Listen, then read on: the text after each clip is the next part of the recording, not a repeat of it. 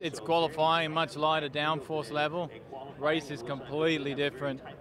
You know, it's good to start at the front, but got to really be conscious about getting a good car for the race. Another pole, so you know, really happy about it, but very focused on the race.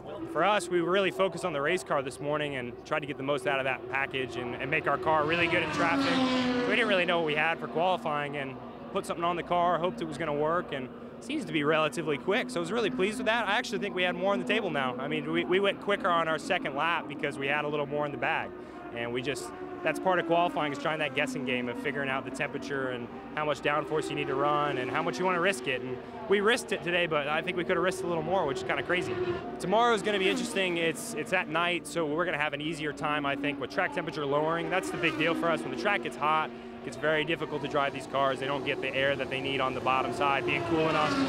And I think for us, you know, we got a great car. The Strike race car is beautiful. I think it's going to look great under the lights, but you know, it's going to be interesting. This year, I think it'll be much more like 2012, where there wasn't a severe drop-off in tire degradation, whereas in 2013, there was a really big drop-off. And I think you're going to kind of find the medium zone there, which is good. You'll have people racing together, but they're not going to drop off too much. So it's just a matter of how far you actually drop off with your car and as a driver. And if you can make that less than others, then you're going to be the guy that wins the race.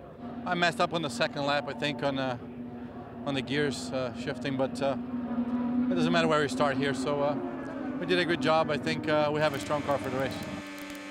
It's a very tricky track compared to Indy. It's completely different. So it's my second oval race, and everything is going with the plan.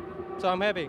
I need to learn as fast as possible. That's the main point for me, because you know the temperature is going to be completely different when the sun is going to fall down. So yeah, I just need to drive today's evening session and learn.